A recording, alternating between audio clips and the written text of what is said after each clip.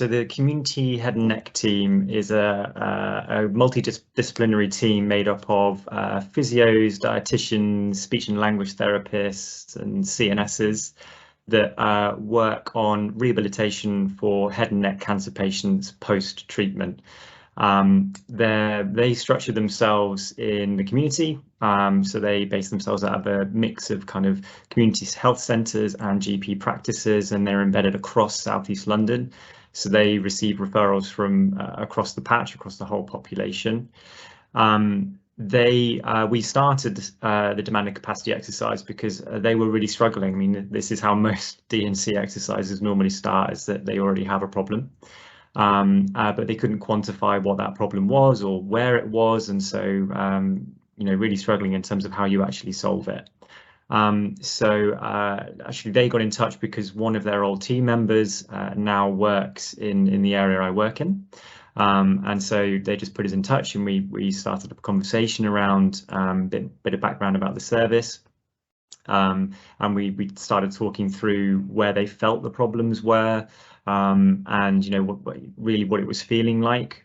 So without kind of going into demand and capacity at that point, we just kind of opened up the room and let them talk about the problem, and that unveiled a lot of detail and a lot of information as to how we might go about approaching the problem. And straight away, because of the nature of the service, and this became more obvious when we were talking to them, it was going to be a caseload approach, and so that's when we started looking at how we might use the caseload model itself.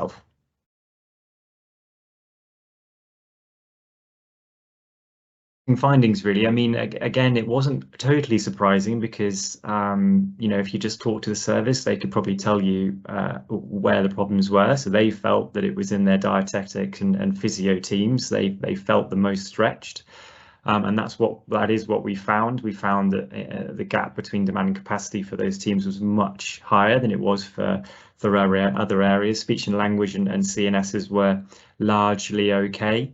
So the scale of the problem was much higher in those specialties. What was interesting is that because the way we structured the modelling, we've effectively split South East London in two, because this is generally how the team manage their capacity, is into kind of Bexley, Bromley and Greenwich, and Lewisham, Southwark and Lambeth, which if you imagine South East London is effectively north and south. And interestingly, some of the south clinics were much busier than the north clinics, despite having similar levels of capacity across the patch. So one of the key findings within that was that difference in demand and how demand was flowing across the system. So that's led to some interesting kind of next pieces of work, is trying to unpick why that might be and understand how demand is flowing into the system, because that will naturally inform how you then structure capacity. Because at the moment capacity is pretty standard across all of the clinics across South East London. So and that's where we're seeing the impact in physios and dietetics much more, is because the gaps are much higher for them, because you could say kind of their dietetics gap in South East London is much larger than it is in North London, and then say the CNS and CNS and speech and language therapies, that the gap is much less. The balance is less out of balance, you might say. So there were some really interesting findings. It's led to some kind of really interesting questions for next steps, which we're excited to look into.